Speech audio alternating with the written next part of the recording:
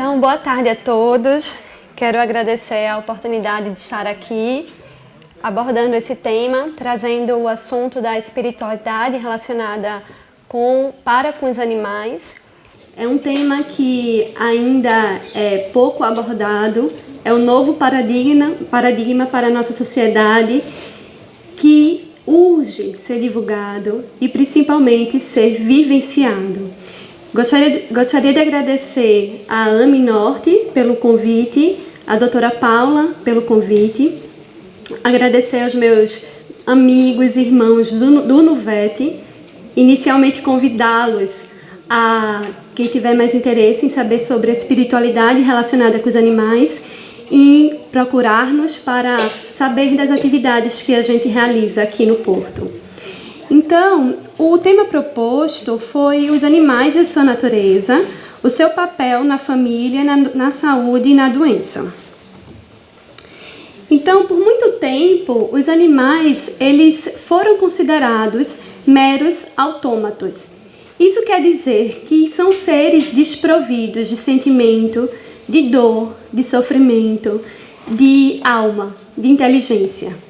Eles eram seres considerados apenas máquinas, apenas movidos pela essa matéria corporal que a gente conhece. Esse pensamento ele foi muito divulgado pelo grande filósofo, pensador, matemático René Descartes, que se tornou conhecido a partir da Revolução Científica. Entretanto, essa ideia de que um ser é desprovido de dor, de sofrimento e de alma também foi divulgado e perpetuou para com os índios. Para os negros, e lá no Brasil, até o século XIX, os negros eram considerados seres sem alma. E claro que nós mulheres também não ficamos fora dessa. Não é? Então, no livro A Questão Espiritual dos Animais, da autora Irvênia Prada, a doutora Irvênia ela nos conta que até o século VI, nós mulheres éramos considerados seres sem alma. E em 596 depois de Cristo, no Concílio de Macon, houve uma junção de vários bispos e por causa de um bispo, nós começamos a ter alma. E a gente observa que essa ideia de dizermos que um ser não tem alma, a gente olha para esse indivíduo, para esse ser, como uma coisa, como uma matéria, uma bolsa, um objeto. E com coisa a gente pode fazer o que a gente quiser. No Livro dos Espíritos, na pergunta 597, Kardec fala assim: pois que os animais possuem uma inteligência que lhes faculta certa liberdade de ação, haverá neles algum princípio independente da matéria? Então eu coloquei negrito e frisei: possui uma inteligência e princípio independente. Então veja, quando ele fala assim, pois que os animais possuem uma inteligência, ele está afirmando, ele não está perguntando se os animais são seres inteligentes. Ele já está dizendo que os animais são seres inteligentes. Na pergunta 23 do Livro dos Espíritos, Kardec questiona: o que é o espírito? Princípio inteligente do universo. Na pergunta 79, a gente encontra a seguinte resposta: os espíritos são a individualização do princípio inteligente, assim como os corpos são a individualização do princípio material. Então, sabemos que existem 3 elementos no universo: Deus, princípio material e princípio inteligente. Então, tudo que tem inteligência, todo ser que demonstra um comportamento inteligente, ali encontra-se um princípio inteligente. Um espírito, um ser em evolução. E aí a gente encontra, olha só, a resposta da pergunta: haverá neles algum princípio independente da matéria? Sim, que sobrevive após a morte do corpo físico. Então a gente observa que os animais, eles são constituídos por essa multidimensão de corpos. não é? Então, os animais, eles são seres espirituais, então eles são os espíritos, princípio inteligente. Para que eles possam estar vivenciando essa experiência na matéria encarnados, eles têm que estar conectados ao corpo físico.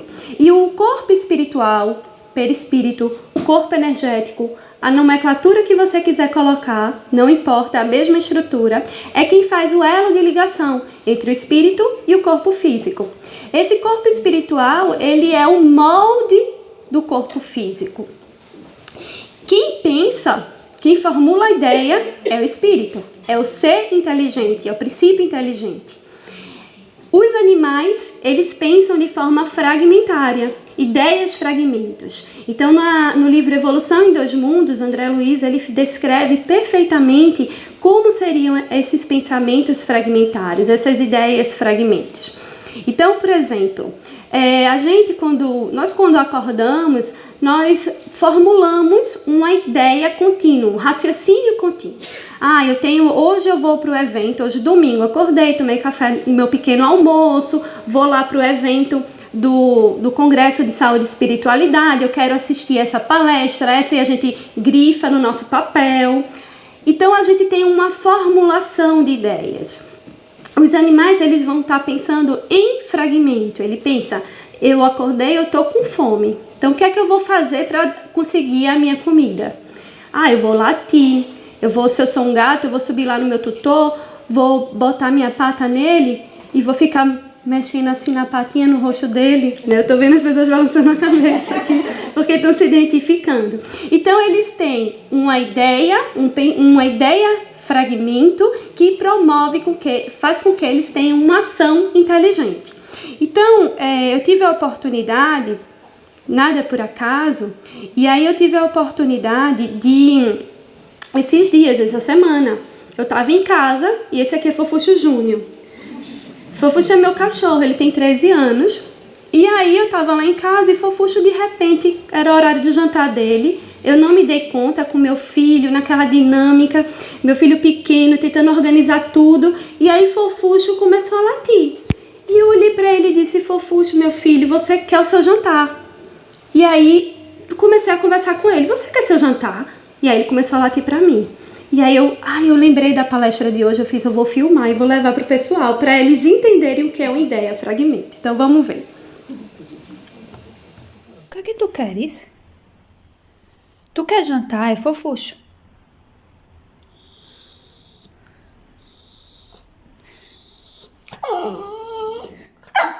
Tu quer teu jantar,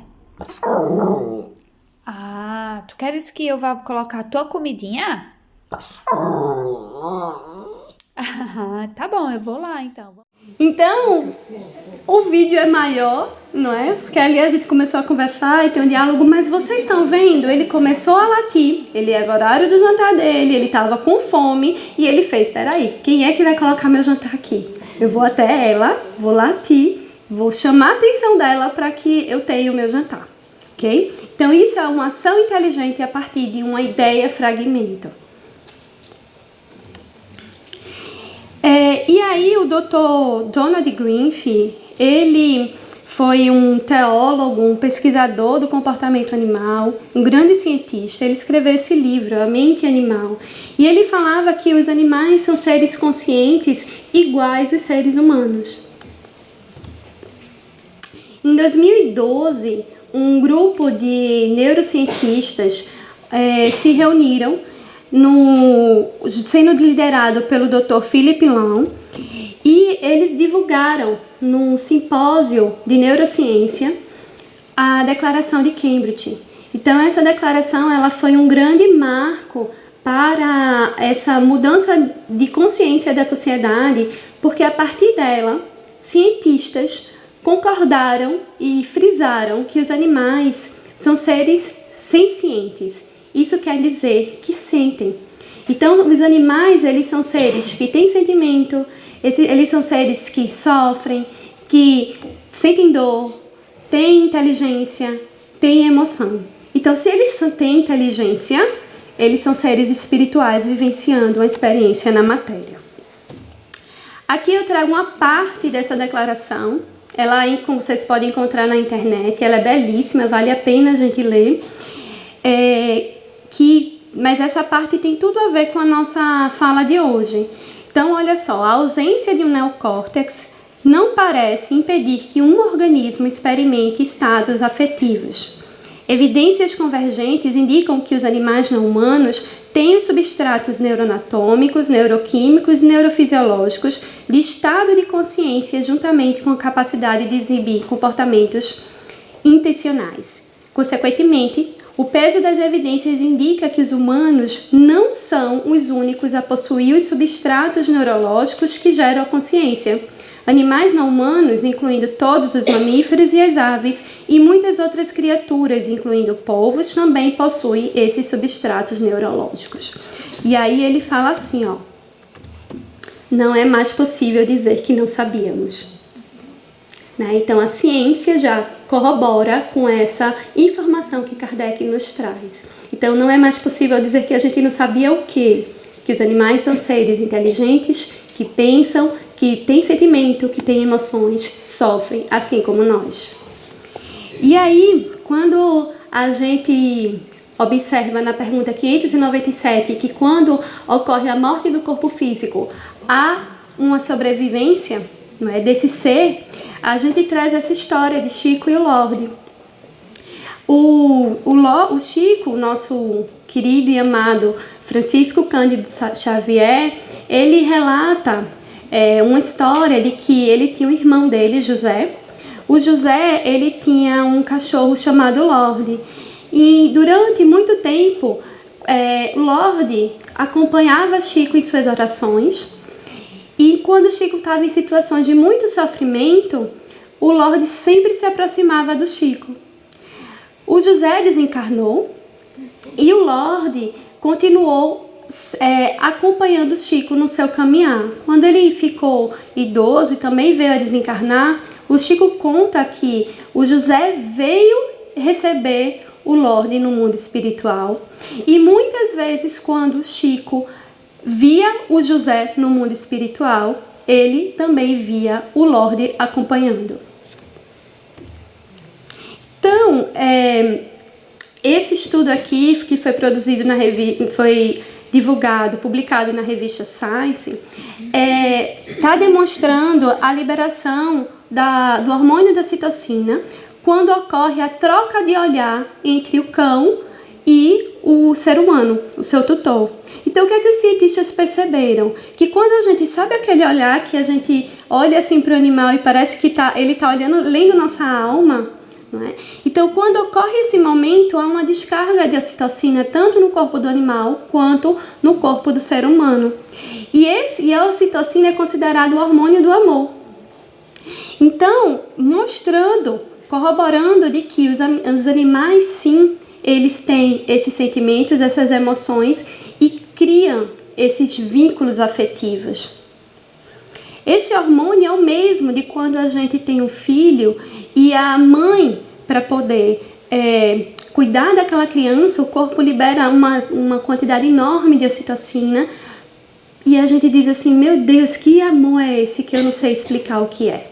Então, ontem eu estava conversando com uma amiga muito querida, muito amada, e ela comentando, né, que ela estava com o netinho dela e ela disse, olha, é tanta ocitocina, que eu só não dou leite, mas o resto eu faço. E aí, Joana de Ângeles, no livro Triunfo Pessoal, ela diz assim, ó, nos animais, os sentimentos manifestam-se através de impulsos, que são os pródomos da emoção, o rudimento da emoção, que desse modo os conduzem à afetividade por aqueles que os cuidam e mantêm, aguçando-lhes a percepção de valores que, embora muito embrionária, os propelem a inúmeras expressões que traduzem a sensibilidade em desenvolvimento. Então, olha só quanta responsabilidade a gente tem ao lidar com o animal. Nós, através desse vínculo de cuidado e de amor, nós estamos auxiliando o seu desenvolvimento dessas emoções que vão se tornar sentimentos. E aí eu fui pesquisar sobre o significado da palavra vínculo, e o vínculo ele vem do latim vínculo, que significa laço, união, relação de amizade ou parentesco. Então, o vínculo é esse elo de amor que a gente começa a ter por um outro ser, outra criatura. E a partir dele ocorreu essa modificação que a nossa sociedade vive. Então, as famílias atualmente, elas são chamadas e consideradas famílias multiespécies, porque os animais que antigamente eles eram seres que eram criados para estar na nossa casa, no quintal da casa, por exemplo, que comia o resto da comida da casa, que muitas vezes nem recebia afeto, agora é um membro da nossa família. É um primo, é um filho, é um neto, ou então é um cão muito querido, é um gato que me entende, escuta o que eu falo. Quando eu chego, eu escuto isso sempre, escutei muito, doutora, quando eu chego, quem vem me receber abanando a cauda é o meu cachorro. Então, é essa relação que a nossa sociedade tem atualmente com os animais modificou. Então, o olhar para com esses animais é diferente. E aí eu fui pesquisar aqui em Portugal como é essa relação, né, dos portugueses para com os animais. E aí eu descobri que Portugal é um país pet friendly. E uma pesquisa realizada pela empresa alemã GfK, essa empresa ela faz pesquisa de mercado, ela observou, ela investigou e viu que em 2016, nos lares, haveria em torno de 6,228 milhões de animais registrados, fora os que não são registrados, e que dentro desse total, 33% eram cães, 23% gatos, 12% peixe, 6% pássaro e 6% outros animais. E aí, quando a gente vê essa questão desse benefício, dessa convivência do animal conosco, nós percebemos que os animais nos trazem saúde, da mesma forma que nós proporcionamos para eles saúde. Então, uma pesquisa realizada em Sydney observou que você andar em torno de 150 minutos por semana com o cão vai promover uma diminuição de um risco cardíaco. Quando você alisa um animal, ocorre essa liberação dessa ocitocina no nosso corpo. E isso faz com que esse sentimento, esse hormônio relacionado com o amor, reduza o nosso estresse. Então, quantos de nós chegamos daquele dia cansado em casa e ali naquele momento com um turbilhão de pensamentos, nos permitimos sentar, falar com o nosso animal, acariciar, fazer um afago, e a gente vai ali, parece que centralizando e se harmonizando, né, e se acalmando. Fortalecimento do sistema imunológico. Então, uma pesquisa realizada na Finlândia com 393 crianças, essas crianças foram acompanhadas desde o nascimento até 1 ano de idade, e observou que as crianças que conviviam com animais de estimação tinham uma redução na alergia, e muitos nem desenvolviam, e na asma, aumentando por causa do aumento do seu sistema imunológico. Apoio a diabéticos. Então, existem instituições que treinam animais para informar o tutor que tem a diabetes de que o nível de glicose do seu corpo está reduzida, porque os cães conseguem perceber o odor alterado quando o nível de glicose do corpo do ser humano ele altera decorrente das substâncias químicas que são produzidas. Aumento da interação social e concentração. Então, ontem nós no evento, no seminário de saúde de espiritualidade referente aos animais que estava acontecendo na sala ao lado, nós tivemos uma grande alegria de termos recebido o Abílio, né, o Dr. Abílio, do grupo da Ânima, em que ele nos trouxe diversos exemplos, diversos casos de crianças com autismo sendo acompanhadas e modificando o seu comportamento por causa da interação do cão com esses animais. Então, não só com crianças autistas. Então, já temos diversos estudos também relacionando crianças com déficit de atenção, crianças com hiperatividade, enfim, com TDAH. Então, o fato da criança ter que sair de casa para passear com o cão faz com que essa criança tenha contato com outras pessoas, faz com que essa criança interaja com outras crianças, com outros animais, e isso aumenta esse relacionamento. Então, o carinho, a sensação de proteção, de estar com o animal, faz com que essa criança se acalme e consiga se concentrar. Então, eu tive a oportunidade de, ano passado, fazer uma pesquisa. Essa pesquisa foi realizada no consultório das Oliveiras, aqui no Porto, sobre a orientação do professor Jorge Machado, da Universidade do Porto, e ela teve esse título, Estudo Clínico da Ação da Acupuntura e Fitoterapia em Cães com Distúrbios Osteoarticular. Então, nessa pesquisa, eu resolvi introduzir algumas questões relacionadas com a espiritualidade para com o tutor. E aí eu estou trazendo para vocês algumas informações. Olha só, eu perguntei para esses tutores se eles acreditavam que os animais eram espíritos, que os animais poderiam sobreviver após o corpo, se eles achavam que existia alguma relação energética entre eles. E aí olha que interessante algumas respostas. Então, caso 1. Então, foi um macho, pastor alemão, de 11 anos. O tutor me disse assim: o senhor acredita que os animais são espíritos? Sim. Não tinha nada a ver com religião, tá? Mas ele dizia que sim. E aí ele foi mais além. Eu não perguntei isso para ele. Ele que me falou. Eu acredito que exista uma ligação extramaterial em relação aos animais e às pessoas.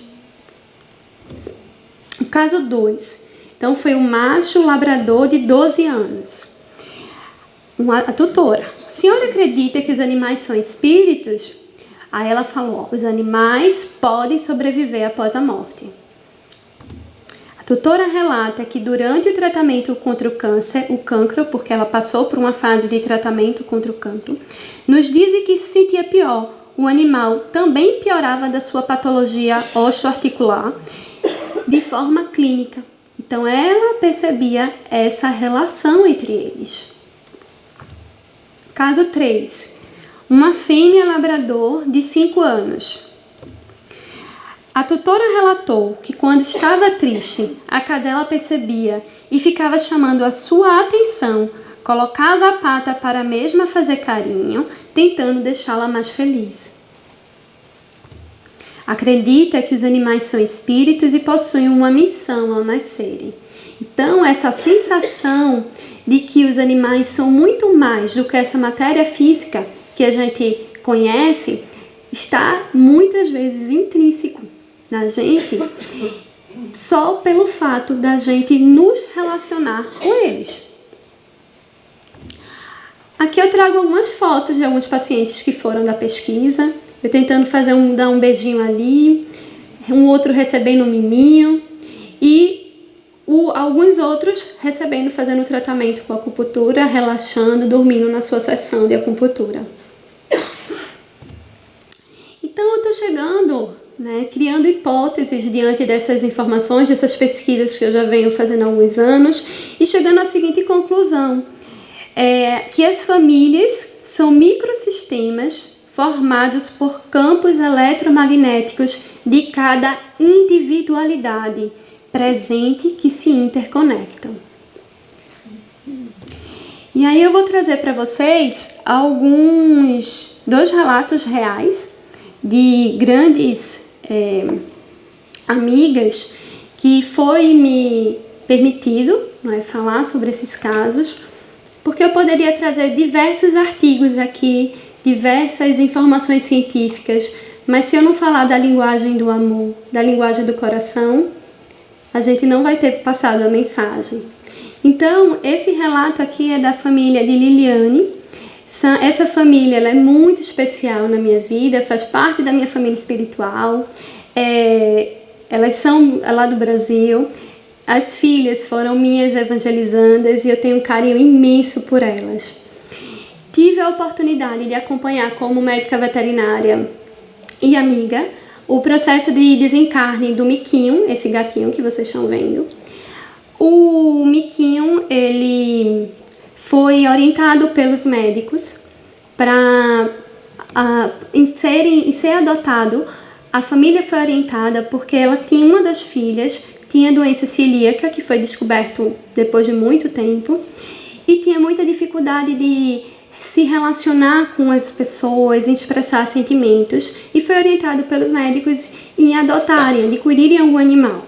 E aí Miquinho chegou na vida deles.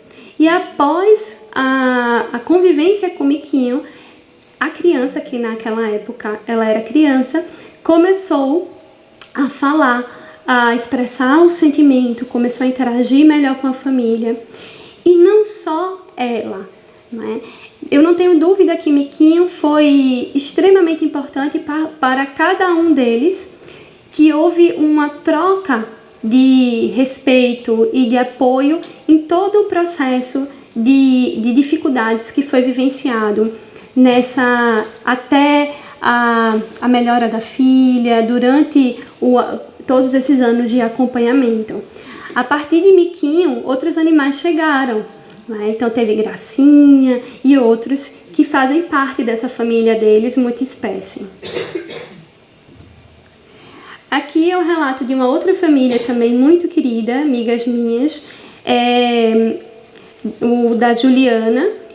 A Ju, ela tem um trabalho muito bonito lá no Recife, que chama Tudo Sem Leite. Então, a primeira filha dela começou a ter quando nasceu, se descobriu que a filha tinha alergia atópica, a segunda filha também. E por causa disso, ela começou a desenvolver esse projeto de orientação e esclarecimento sobre a alergia. E depois de um tempo, a Ju e o marido estavam conversando e pensando em adotar um animal, mas não sabia qual seria um animal. E aí Pantufas, essa gatinha que está no colo da Lulu, resolveu ser acolhida para passar um tempo na casa, sendo que Pantufas nunca mais foi embora. Então, a ideia inicial não era Pantufas ir para lá por causa da alergia das crianças, mas ir para lá para as crianças terem uma relação com outros animais, desenvolver responsabilidade, desenvolver esse amor por essas outras formas de vida. Sendo que essa relação cresceu tanto que Luísa, a menorzinha, não larga a Pantufa. Não é? Então, ela passa o dia inteiro, Luísa, deixa Pantufa, e elas duas, grandes amigas. Então, ultrapassou a expectativa dos pais, que não pensavam que as crianças iriam gostar tanto, se abrir tanto para esse relacionamento, esse amor. E aí eu vou compartilhar com vocês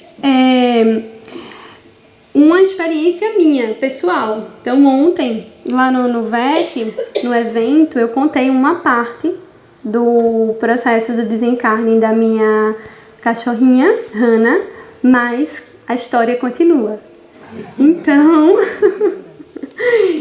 não se preocupe que não vai ser repetitivo. Eu tive uma cachorrinha que ela viveu 14 anos comigo. Hannah, ela foi muito especial porque ela vivenciou a minha infância. Ela foi aquela cachorrinha que eu sempre queria ter um animal e eu pedia para minha mãe, para meu pai, eu quero um cachorro. E aí depois de muito tempo eu consegui ter Hannah. Então Hannah, por causa dela, eu tinha certeza que eu queria ser veterinária. Então ela me ajudou nessa tomada, esse despertar de consciência para a minha profissão.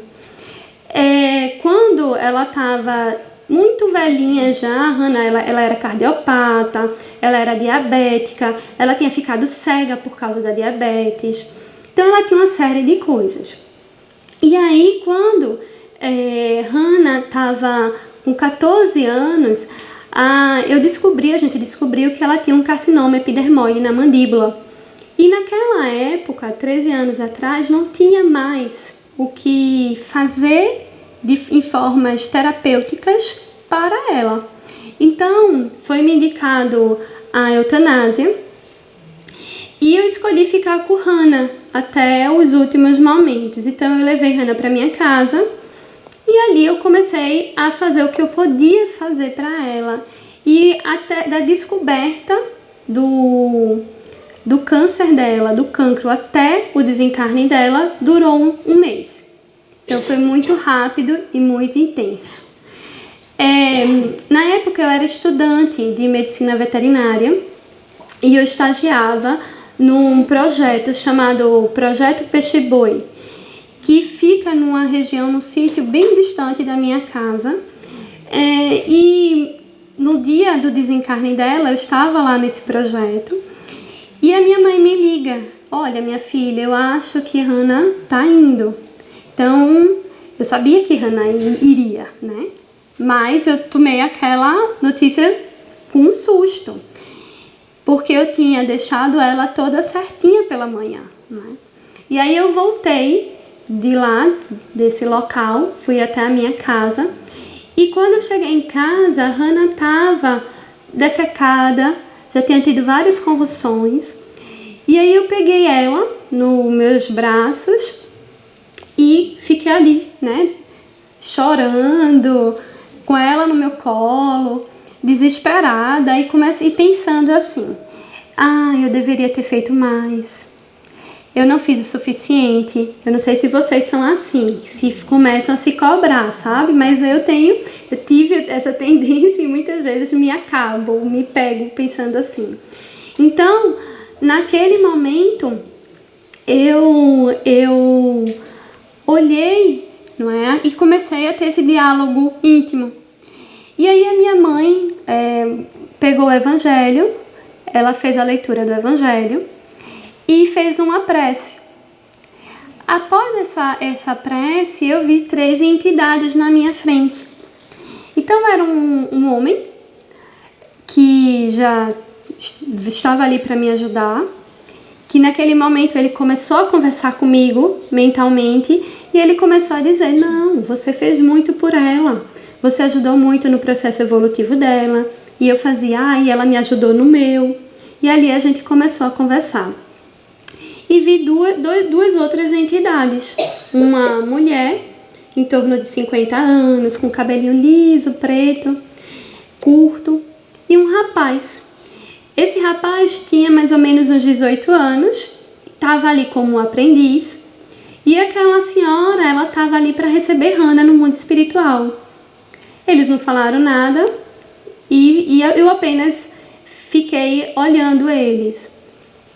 Quando Hannah teve a parada cardiorrespiratória, que realmente ela parou de respirar mesmo, porque ela estava tendo algumas e voltava, e quando foi a última parada cardiorrespiratória dela, eu a vi já no mundo espiritual. Então eu vi o corpo espiritual dela. Ela já estava bem. Ela estava saudável, como se nada tivesse acontecido com ela. A senhora se abaixou. Sabe quando você vai conhecer um animal e você se curva e você coloca sua mão? Então a senhora se abaixou, colocou a mão. Hannah foi balançando a cauda, o rabo. Ela pegou Hannah e eu nunca mais a vi. Passou-se os anos. Eu tinha ganho Fofuxo Júnior 2 semanas antes de Hannah falecer. Um vizinho da minha casa, do meu prédio, ele tinha 2 cachorrinhos, um casal de Yorkshire, e ele queria me dar Fofuxo Júnior. A gente não se conhecia, a gente não se falava, só de forma social, né? Bom dia, boa tarde. Mas ele pensava em mim o tempo todo. Então, 15 dias antes de Hannah falecer, eu ganhei Fofuxo Júnior. E aí, quando ela faleceu, passou-se os anos, e aí eu passeava com o Fofuxo, eu ia fazer a caminhada dele, e eu estava na orla, na frente da minha casa, na praia de Candeias, em Jaboatão dos Guararapes, lá em Pernambuco. E aí eu estava caminhando com o Fofuxo e de repente, em torno de 2 anos depois do falecimento de Hannah, veio uma cachorra que me viu distante e veio correndo desesperadamente atrás de mim. E tudo bem, eu pensei, é um animal, me agachei. Os tutores desse animal começaram a chamá-la, mas ela não respondia e não queria voltar. Então, quando eu me agachei e fui falar com esse animal, a gente se olhou nos olhos e eu senti no meu coração que era Hannah. Naquele momento, eu fiz uma oração, agradeci a Deus pela misericórdia, agradeci pela oportunidade do reencontro, mas eu sabia que a gente, se ela nasceu em outra família, é porque havia uma necessidade de evolução para ela e para mim. Então eu conversei com ela, disse, olha, você precisa voltar para a sua família, porque se houve esse desencontro físico momentâneo, porque há uma necessidade, mas a gente sempre estará ligadas pela lei do amor. Então, essa família multiespécie, ela se torna uma consequência, ela tem como consequência a evolução moral do ser humano, porque ocorre a expansão do amor. A partir do momento que eu me abro para amar um animal, o sentimento de amor dentro que eu tenho, ele expande. E aí a gente vai trazer essa mensagem que Jesus nos trouxe, nos ensinou, que é essa vivência desse amor, né? Que é amar a Deus acima de todas as coisas e ao teu próximo como a si mesmo. Porque a partir daí, quando a gente se expande para esse animal, a gente pode começar a amar o animal do vizinho, amar o animal que está em outro sítio, a gente pode amar aqueles animais que estão nas florestas, e esse amor vai se estendendo, e a gente daqui a pouco vai estar amando tudo e todos, e entendendo que nós, na verdade, todos os seres, nós somos uno em Deus, e que fazemos parte de uma única família, que é a família universal. Então, há alguns anos, eu fazendo uma reflexão sobre o amor, eu entendi que o amor, ele é esse feixe de luz que acalenta todos os corações, sem distinção de ser, sem distinção de indivíduo, mas que todos eles vivem na orfandade, precisando ser amado, precisando ser acolhido. Então, muito obrigada. Boa tarde.